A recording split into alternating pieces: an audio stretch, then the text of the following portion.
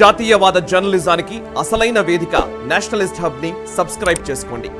Notifications కోసం bell icon పై click చేయండి. నమస్తే, వెల్కమ్ టు నేషనలిస్ట్ హబ్. బీహార్లో దివాళా తీసిన అద్దె వ్యూహకర్త ప్రశాంత్ కిషోర్ ఎక్కడా గిరాకీ లేక నోటికొచ్చింది మాట్లాడుతూ వాటినే అంచనాల పేరిట చెలామణి చేస్తున్నాడు. దేశంలో బీజేపీ హవా నడుస్తోందని మోదీయే మరోసారి ప్రధాని అన్నాడు ప్రశాంత్ కిషోర్. అయితే కమలం పార్టీ ఆశిస్తున్నట్టుగా 370 స్థానాలు రావటం కష్టమని మెలిక పెట్టాడు పీకే. బీజేపీ అనుకున్నన్ని స్థానాలు రావు సరే, మరి ఎన్ని గెలుస్తుందో మాత్రం చెప్పలేకపోయాడు చేయి తిరిగిన వ్యూహకర్తగా పేరున్న పీకే. తెలంగాణ లోక్సభ ఎన్నికలపై కూడా స్పందించిన ప్రశాంత్ కిషోర్ రాష్ట్రంలో బీజేపీ మొదటి లేదా రెండో స్థానంలో ఉండటం పక్కా అంటూ స్వీపింగ్ కామెంట్ చేశాడు. బీజేపీ కేంద్రంలో మరోసారి అధికారంలోకి వస్తోందని అందరికీ తెలుసు. ఈ అంచనాలు ఎవరూ కొత్తగా కనిపెట్టి చెప్పనక్కర్లేదు. మోదీయే మళ్లీ ప్రధాని అని కూడా జనానికి బాగా తెలుసు. బీజేపీ ఆశించిన 370 సీట్లు రావు సరే, మరి ఎన్నొచ్చే ఛాన్స్ ఉందో వ్యూహకర్తగా అనుభవం ఉన్న పీకే చెప్పాలి కదా. కానీ చెప్పడు.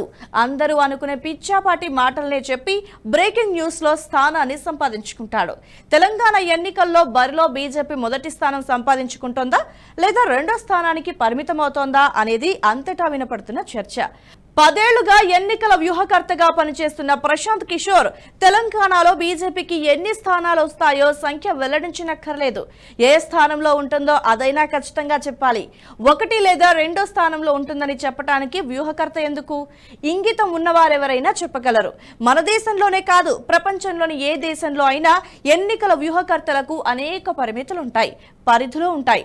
ఎంత గొప్ప వ్యూహకర్తలైనా ఫలితాలను తారుమారు చేయలేరు, కొంచెం మెరుగు చేయగలరు. ప్రతికూలత ఉందనుకున్న చోట పరిస్థితి చక్కదిద్దేందుకు వ్యూహకర్తలు అక్కడికొస్తారు. అంతకు మించి వ్యూహకర్తలు చేసేదేమీ ఉండదు.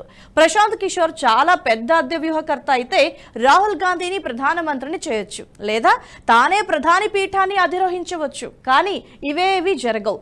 అందుకు ప్రధాన కారణం ప్రజాక్షేత్రంలో ఏమాత్రం బలం లేకపోతే, పునాది బలహీనంగా ఉంటే వ్యూహకర్తలేం, కర్మదేవుడు కూడా ఏం చేయలేడు. గెలిచే పార్టీలతో చేతులు కలిపి సదరు పార్టీలకు సర్వేలు చేసి గెలిచిన తర్వాత నేనే గెలిపించాను అని తనకు తానే కితాబు ఇచ్చుకుంటాడని పీకేని ఉతికి ఆరేస్తోంది ఉత్తరాది మీడియా. ఇక యూపీలో కాంగ్రెస్ పార్టీని గెలిపిస్తానని బయలుదేరిన పీకేకు చుక్కలు చూపించారు ఉత్తరప్రదేశ్ ఓటర్లు. అంతకుముందు డబుల్ డిజిట్ స్థానాలున్న కాంగ్రెస్ పార్టీ పీకే ఎంట్రీతో ఏడ్చినట్టు 7 స్థానాలతో సరిపెట్టుకుంది. ఇక సోషల్ మీడియాలో ఈ మధ్య పీకేను కొద్ది మంది భలే ఆట పట్టించారు. ప్రశాంత్ కిషోర్ దమ్మున్న వ్యూహకర్త అయితే మహారాష్ట్రలో శరద్ పవార్ ను, గుజరాత్ లో కాంగ్రెస్ ను, యూపీలో ఆప్ ని గెలిపించి తన సమర్థతను నిరూపించుకోవాలని సవాళ్లు కూడా విసిరారు. పీకే వద్ద సరుకు తక్కువ, సౌండ్ ఎక్కువ అంటూ సెటైర్లు వేశారు. దేశవ్యాప్తంగా జరుగుతున్న లోక్సభ ఎన్నికల ఫలితాల సరళి ఎలా ఉంటుందో చెప్పడం కష్టం. అంతటా బీజేపీ అనుకూల పవనాలు వీస్తున్నప్పటికీ ఒక్కో చోట ఒక్కో తరహా వాతావరణం ఉంది. కాబట్టి అంచనాలు వెల్లడించడంలో క్లిష్టత ఉండొచ్చు, లేదా అందుకోసం చాలా శ్రమ అవసరమై ఉండొచ్చు. మంది మార్బలంతో పని ఉండవచ్చు. ఈ పరిస్థితిని కాస్తంత అర్థం చేసుకోవచ్చు. ప్రశాంత్ కిషోర్ బ్రెయిన్ చైల్డ్ గా చెప్పుకునే ఐపాక్ సంస్థ చాలా కాలం నుంచి హైదరాబాద్ కేంద్రంగా కార్యకలాపాలు కొనసాగిస్తోంది. లోక్సభ ఎన్నికల కోసం తెలంగాణలో కూడా ఓ పార్టీ తరపున మొత్తం ఉమ్మడి జిల్లాల వ్యాప్తంగా ఐపాక్ సర్వేలు చేసినట్టుగా తెలుస్తోంది.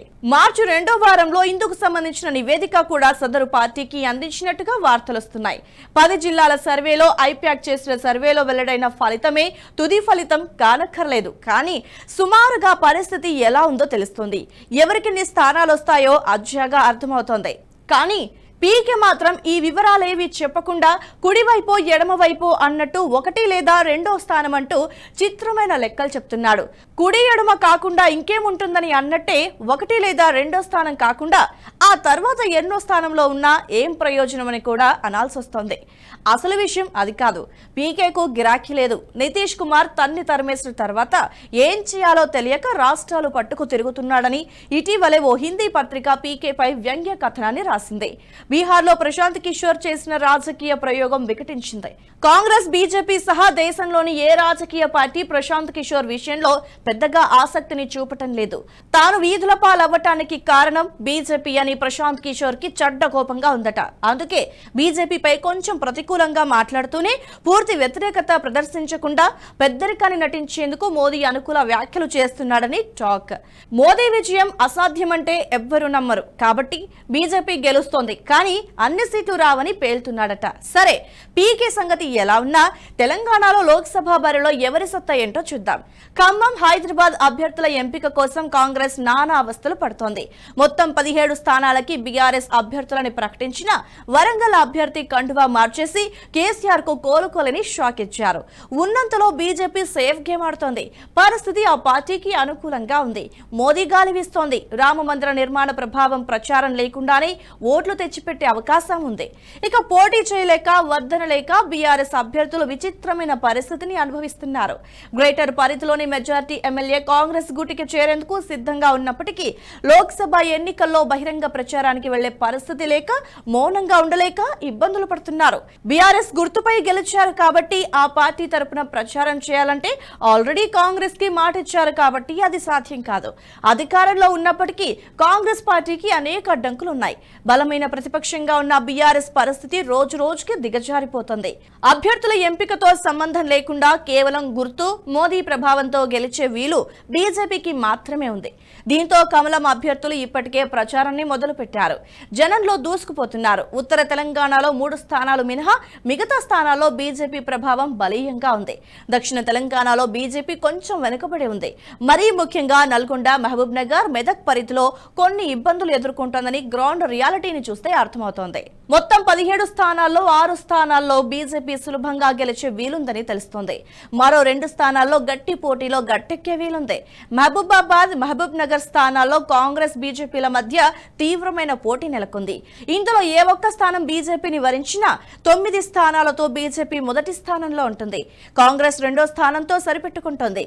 మొత్తం 17 సెగ్మెంట్లలో బీఆర్ఎస్ భారీ ఎత్తున ప్రచారం చేసి ప్రలోభాల పర్వానికి దిగితే ఓట్లు చీలిపోయి బీజేపీ, కాంగ్రెస్లకి గెలుపు సులభమవుతోంది. కానీ చివరి వరకు ఉత్కంఠ కొనసాగుతోంది. త్రిముఖ పోరులో సౌలభ్యంతో పాటు అనిశ్చితి కూడా ఉంటుంది. బీఆర్ఎస్ ప్రచారం చేయకుండా ప్రలోభాలకు దిగకుండా ఉంటే పోటీ ద్విముఖంగా మారుతుంది. ఇలాంటి పరిస్థితి కొంత బీజేపీకి అనుకూలంగా ఉండే అవకాశం ఉంది. ఇప్పటి వరకు బీఆర్ఎస్ అభ్యర్థులు దూకుడు ప్రదర్శించడం లేదు. కాంగ్రెస్ ఇంకా ప్రచారంలోకి దిగలేదు. మరికొద్ది రోజులు ఆగితే తెలంగాణలో ఎవరికెన్ని స్థానాలు వస్తాయో సులభంగా చెప్పొచ్చు. ఈ వీడియో మీకు నచ్చినట్టయితే లైక్ చేయండి, 10 మందికి షేర్ చేయండి. అలాగే కామెంట్ల రూపంలో మీ అభిప్రాయాలను మాతో పంచుకోండి. Nationalist hub group of channels ను సబ్స్క్రైబ్ చేసుకుని తెలుగునాట జాతీయవాద జర్నలిజాన్ని ప్రోత్సహించండి. ఈ వీడియో కింద ఉన్న బెల్ ఐకాన్ పై క్లిక్ చేయడం మర్చిపోవద్దు.